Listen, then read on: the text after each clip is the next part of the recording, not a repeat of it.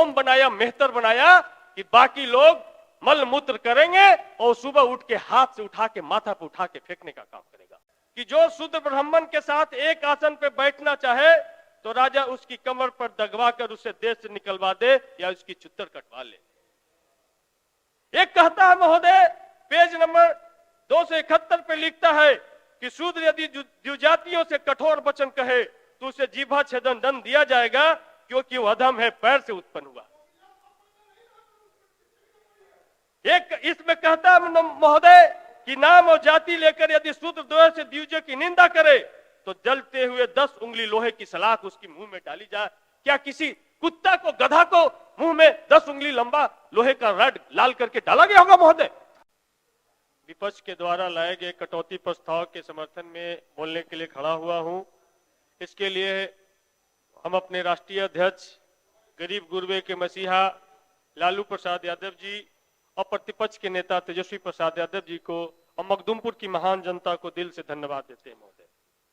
महोदय, अनुसूचित जाति का भी पूरक बजट आज उसके साथ है और मुझे बार बार सदन में आज ये 5वीं बजट हमने देखा है, कभी भी अनुसूचित जाति के जो मंत्री होते हैं, जिस दिन उनका बजट होता है, उनको आगे के रो में नहीं बैठाया जाता महोदय। एक कैसा भेदभाव है। कम से कम जिनका बजट हो उस दिन तो अनुसूचित जाति को सम्मान दिया जाए कि भाई आपका बजट है, आप आगे आके बैठ जाइए। तो ये सरकार की मंशा दिखाता है कि अनुसूचित जाति के प्रति इनकी क्या नजरिया है। और आज बिहार में एक तकिया कलाम बन गया है कि 2005 के पहले क्या था, कुछ था जी, एक तकिया कलाम बन गया।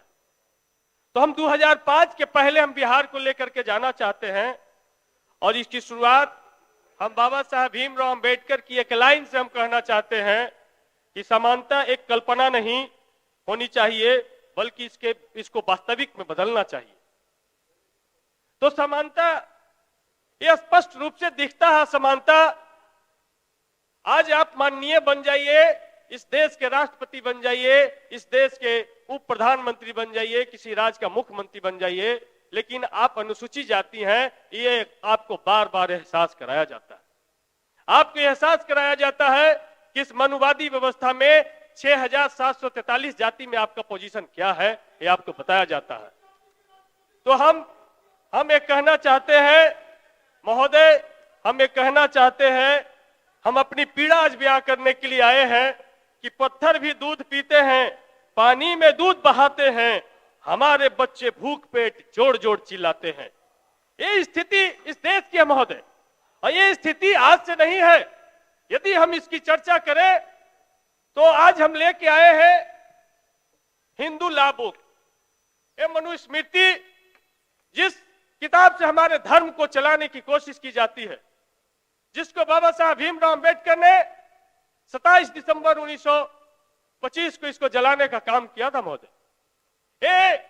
ये जो मनुस्मृति है, ये भारत सरकार ने सेंट्रल केंद्रीय विश्वविद्यालय में इसको पढ़ाने की इजाजत दी है। हम इसकी चर्चा करना चाहते हैं महोदय। इसमें पेज नंबर 273 पर लिखा है कि जो शूद्र ब्राह्मण के साथ एक आसन पर बैठना चाहे तो राजा उसकी कमर पर दगवा कर उसे देश से निकलवा दे या उसकी चुत्तर कटवा ले। एक कहता है महोदय, पेज नंबर 271 पे लिखता है कि शूद्र यदि द्विजातियों से कठोर वचन कहे तो उसे जीभा छेदन दंड दिया जाएगा, क्योंकि वह अधम है, पैर से उत्पन्न हुआ।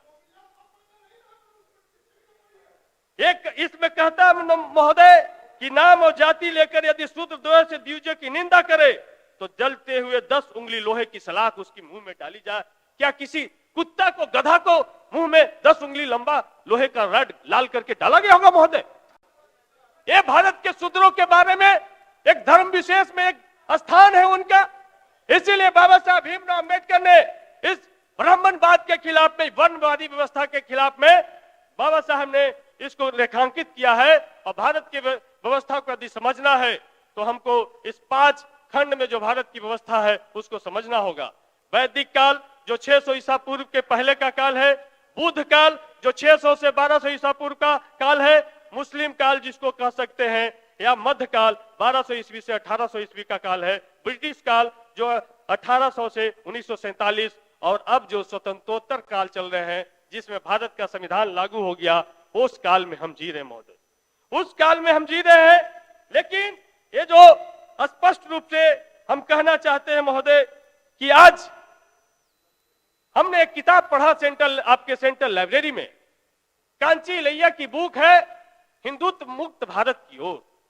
उसमें वो बड़े सोशल साइंटिस्ट, दुनिया के बड़े सोशल साइंटिस्ट डॉक्टर अंबेडकर के बाद वो गिने जाते हैं, उन्होंने साफ साफ कहा कि इस देश में ये जो ब्राह्मणवादी मनुवादी व्यवस्था जो दलितों पर, शूद्रों पर जो थोपा गया, इसको अगर बुनियादी समझ विकसित करनी है तो समझना चाहिए कि इस देश ने किला बनाया, महल बनाया, कोठी बनाया महोदय, लेकिन उसमें शौचालय नहीं बनाया। क्या बनाया? एक जात बनाया, डोम बनाया, मेहतर बनाया कि बाकी लोग मल मूत्र करेंगे और सुबह उठ के हाथ से उठा के माथा पे उठा के फेंकने का काम करेगा।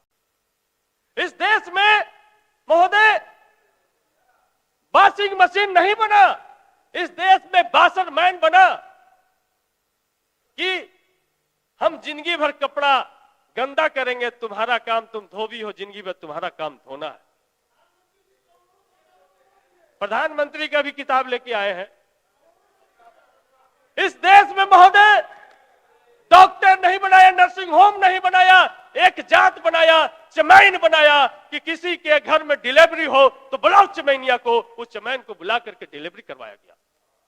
इस देश में हम लेजर टेक्नोलॉजी विकसित नहीं किए, जूता चप्पल नहीं बनाए महोदय, लेकिन हमने एक जात बनाया, चमार बनाया कि भाई तुम्हारा काम जूता बनाना है और तुम्हारा काम जूता खाना है।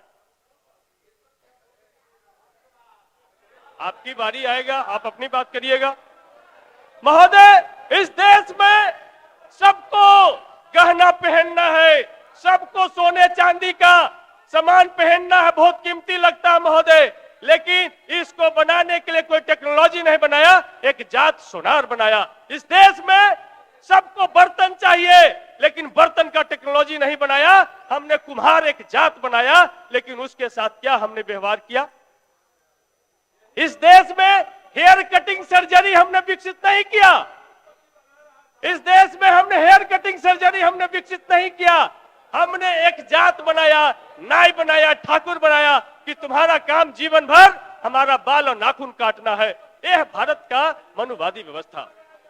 उस मनुवादी व्यवस्था के खिलाफ दलित, शोषित, पीड़ित आज लड़ करके यहां तक पहुंचे हैं, और आज हम अपने अनुसूचित जाति जनजाति कल्याण मंत्री जी को धन्यवाद देते हैं कि उन्होंने कम से कम देर से ही सही, लेकिन हम लोग लगातार मांग कर रहे थे कि इस देश में सावित्रीबाई फुले की पहचान होनी चाहिए, और उन्होंने हर एक जिला में 100 बेड का सावित्रीबाई फुले बालिका छात्रावास बनाने का ऐलान किया। लेकिन महोदय काफी है, हम हर एक प्रखंड में कॉलेज महाविद्यालय खोलने की बात कर रहे हैं और 100 बच्चियों के लिए हम जिला में आवासन की व्यवस्था कर रहे हैं। यहाँ जात पूछ करके डेरा नहीं मिलता महोदय। हम विधायक बन गए, हमको 3 महीना तक कोई डेरा नहीं दिया, तो जा करके अंतिम छोर पर हमको रहना पड़ा। ये सच्चाई है इस देश का महोदय। इसलिए महोदय कम से कम ये जो सावित्रीबाई फुले जो छात्रावास जो बन रहा महोदय, इसका कम से कम 1000 बेड किया जाना चाहिए। और 1962 से 1956 से जो अनुसूचित जाति जनजाति छात्रावास इस राज्य में है, अंबेडकर छात्रावास उसका नाम हो गया है, आज भी उनका सीट का अलॉटमेंट 200, 100, 500 जो बड़े जिला है यहां तक हम पहुंच पाए हैं, जबकि 5000 से ज्यादा फॉर्म, 10,000 से ज्यादा फॉर्म एक जिले में आ रहे हैं। तो क्या इसकी कैपेसिटी नहीं बढ़ाई जानी चाहिए? क्या उसको मल्टी स्टोरेज नहीं बनाया जाना चाहिए? क्या उसमें लिफ्ट लगा करके हम अनुसूचित जाति के बच्चों को वर्ल्ड क्लास फैसिलिटी में हम नहीं रख सकते हैं? ये सरकार की प्राथमिकता में नहीं होनी चाहिए। इसलिए साथ हम कहना चाहते हैं, अभी स्पष्ट रूप से ये तो हमने मनुवाद का दंश बताया, लेकिन 2007 में अभी जो भारत के प्रधानमंत्री यशस्वी प्रधानमंत्री लोग कहते हैं, उनका एक किताब प्रकाशित हुआ कर्मयोगी। उस किताब को पढ़िए, आप तो जरूर पढ़िए। उस कर्मयोगी के बारे में नरेंद्र दामोदर दास मोदी जी ने लिखा कि भारत में मल मूत्र साफ करना, पैखाना साफ करना, गंदगी साफ करना, ये दलितों का परम कर्तव्य है। इसको साफ करके उनको ये गलत उदाहरण मत पेश करिए। उनको आत्मसंतुष्टि की अनुभूति होती है। महोदय पढ़ा जाए, हमने रेफरेंस दिया महोदय, हम कोई झूठ नहीं बोल रहे हैं। आप बैठिए, बैठिए, प्रोसीडिंग में नहीं जाएगा, बैठिए ना महोदय। प्रोसीडिंग में नहीं जाएगा, गलत उदाहरण आपका। ये परम सुख नहीं जाएगा, क्यों नहीं बैठिए प्राप्त करना चाहिए? ये परम सुख उनको क्यों नहीं प्राप्त करना चाहिए महोदय? हम स्पष्ट रूप से कहना चाहते हैं कि ये परम सुख सिर्फ अपने स्थान पे जाइए। तो पिछड़े ही प्राप्त करे, ये परम सुख उनको भी प्राप्त करना चाहिए।